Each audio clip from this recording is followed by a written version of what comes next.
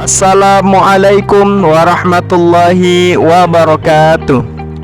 Kami dari kelompok 8, saya Muhammad Ilham Darmawan dengan NIM 2220202175. Dan saya Nadila dengan NIM 2220202190. Kami di sini akan memaparkan video dengan judul Wadah Pembinaan Kompetensi Guru Pendidikan Agama Islam dengan dosen pengampu Bapak Dr. Baldi Anggara MPDI. Selamat menyaksikan.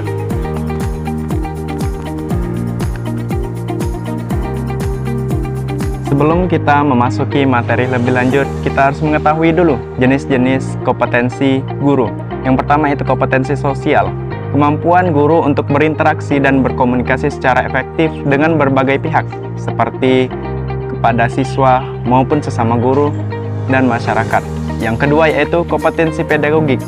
Kemampuan guru dalam merencanakan, melaksanakan, dan mengevaluasi proses pembelajaran.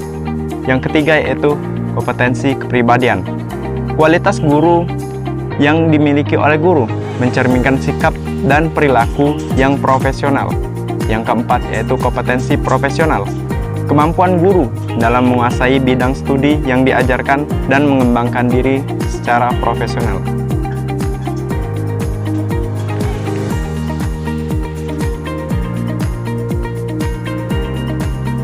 Pengertian wadah pembinaan kompetensi guru pendidikan agama Islam. Pembinaan berasal dari kata bina yang diberi awalan pem dan akhiran an, yang berarti bangunan atau membangun. Menurut Kamus Besar Bahasa Indonesia, pembinaan diartikan sebagai tindakan membina, memperbaharui, atau proses, cara, atau usaha yang dilakukan secara efektif dan efisien untuk mencapai hasil yang lebih baik. Secara umum, pembinaan diartikan sebagai usaha untuk memberikan arahan atau bimbingan dengan tujuan mencapai sasaran tertentu. Pada pendekatan praktis, serta pengembangan sikap, kemampuan, dan keterampilan. Hal serupa juga dinyatakan oleh Zulfikar bahwa pembinaan mencakup semua upaya yang dilakukan oleh lembaga untuk mempertahankan personel tetap berada dalam organisasi, sekaligus menjaga dinamika keterampilan, pengetahuan, dan sikap mereka agar kualitas kerja tetap terjaga. Ini Pak Budi, dan dia seorang guru. Pak Budi merasa menjadi seorang guru itu sangatlah melelahkan, jadi selalu mengabaikan tanggung jawabnya sebagai seorang guru.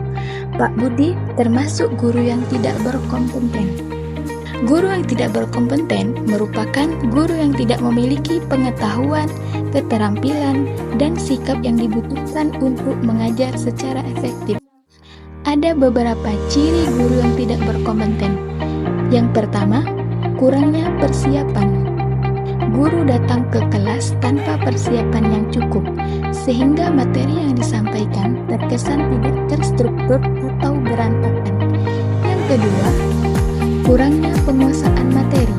Guru tidak menguasai atau memahami topik yang akan diajarkan, sehingga tidak dapat menjelaskan dengan baik kepada siswa. Dan yang ketiga, kurangnya berkomunikasi dengan siswa. Tidak ada interaksi yang baik dengan siswa. Misalnya, tidak mau mendengarkan masukan atau tidak peduli dengan kesulitan siswa.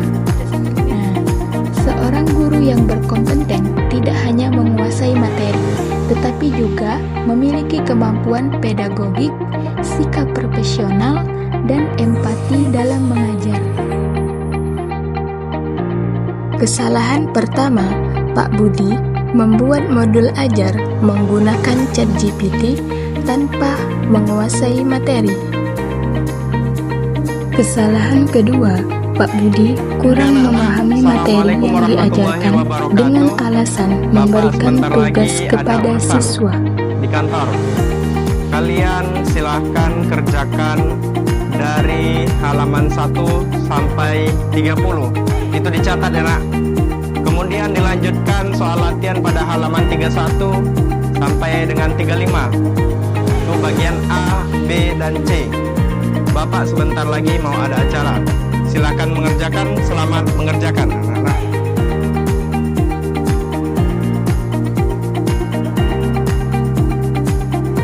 Kesalahan ketiga, Pak Budi memiliki kepribadian yang buruk. Dia tidak memperdulikan siswa yang ingin bertanya. Permisi, Pak. Ya, ada apa? Saya mau tanya nih, Pak. Mengenai Kamu gak lihat? Bapak ini lagi sibuk. Lagi banyak urusan ini. Keluar kamu. baik, Pak. Yang ada.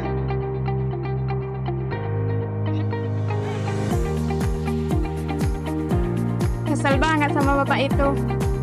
Mana kena marah lagi. Dasar guru. Nah,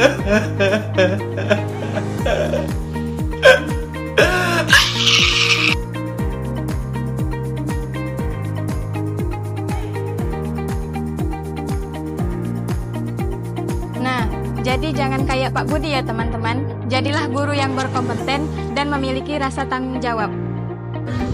Jadi di dalam video tersebut Pak Budi memiliki berbagai masalah.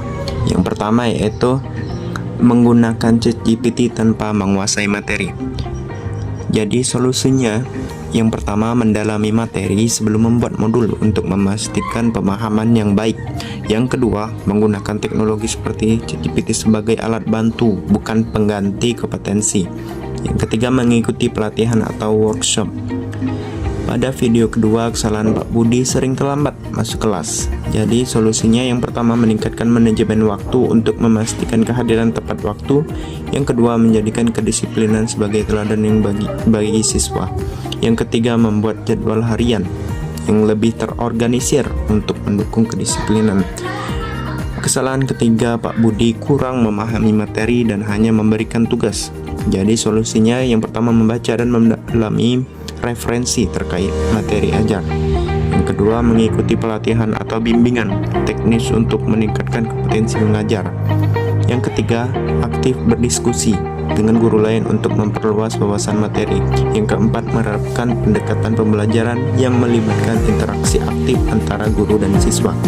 Kesalahan keempat, Pak Budi tidak peduli pada siswa yang ingin bertanya. Jadi solusinya yaitu yang pertama menunjukkan empati dan perhatian terhadap siswa yang membutuhkan bantuan. Yang kedua menciptakan suasana kelas yang inklusif dan ramah untuk mendorong siswa bertanya. Yang ketiga memberikan waktu khusus untuk diskusi atau sesi tanya jawab. Yang keempat melatih kesabaran dan keterampilan komunikasi agar lebih responsif terhadap kebutuhan siswa. Kompetensi akademik guru pendidikan agama Islam. Menurut Syah, pengertian kompetensi adalah kemampuan atau kecakapan, sedangkan kompetensi guru merupakan kemampuan seorang guru dalam melaksanakan kewajiban-kewajiban serta tanggung jawab dan layak mengajar. Maka, kompetensi akademik guru dapat diartikan sebagai kemampuan dan kewenangan guru dalam menjalankan profesi keguruannya berdasarkan potensi akademik keilmuan yang dimilikinya. Menurut Sulaiman, ada beberapa jenis kompetensi akademik yang harus dimiliki dan dikuasai oleh calon guru. Yang pertama, bidang studi yang berkualitas dengan pendidikan umum yang memungkinkannya memiliki sikap dan pandangan luas mengenai kehidupan dewasa ini. Yang kedua, kelompok mata pelajaran guru, yaitu mata pelajaran yang berkaitan dengan pembinaan guru. Yang ketiga, kelompok mata pelajaran yang langsung berkaitan dengan proses belajar mengajar. Kelompok ini diharapkan dapat mendukung dalam praktik keguruannya, yaitu metodologi mengajar, metodik mata pelajaran tertentu, orientasi praktik keguruan, observasi kelas, latihan praktik keguruan, intensif atau magang keguruan. Dan yang terakhir, kelompok bidang studi yang langsung maupun tidak langsung berkaitan dengan bidang studi yang akan diajarkannya kelak. Jadi, dapat disimpulkan bahwa guru pendidikan agama Islam dalam memiliki kompetensi akademik tidak hanya menguasai materi mata pelajaran, melainkan juga harus mampu merencanakan program pengajaran secara sistematis. Pembinaan kompetensi akademik guru pendidikan agama Islam. Pembinaan merupakan proses di mana para peserta berkumpul untuk memberi, menerima, dan mengelola informasi pengetahuan dan kecakapan pembinaan diikuti oleh sejumlah peserta antara 10 sampai 40 orang dalam jangka waktu 3 hari sampai 6 bulan. Contoh kegiatan ini adalah seminar. Hal ini bertujuan agar meningkatkan kemampuan profesional guru dalam meningkatkan proses belajar. Karena jika proses belajar meningkat, maka hasil belajar diharapkan juga meningkat. Jadi, pembinaan guru dilakukan untuk meningkatkan kemampuan guru dalam mengajar sehingga mendapatkan hasil belajar. Dan guru juga bertambah wawasan pengetahuan yang belum didapatkan sebelumnya.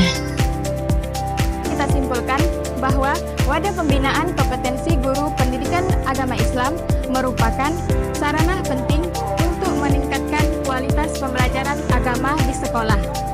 Nah, melalui berbagai kegiatan dan program yang ditawarkan, wadah ini memfasilitasi guru pendidikan agama Islam untuk mengembangkan kompetensi pedagogik, kepribadian, sosial, dan kepemimpinan. Dengan demikian, guru pendidikan agama Islam dapat lebih efektif dalam menyampaikan materi, membimbing siswa, dan menciptakan lingkungan belajar yang kondusif. Sekian video persembahan dari kami. Lebih dan kurang kami mohon maaf. Pada Allah kami mohon ampun. Kami ucapkan Assalamualaikum warahmatullahi wabarakatuh. Kami dari kelompok 8, saya Muhammad Ilham Darmawan. Saya Muhammad Ilham Darmawan. Ini Muham.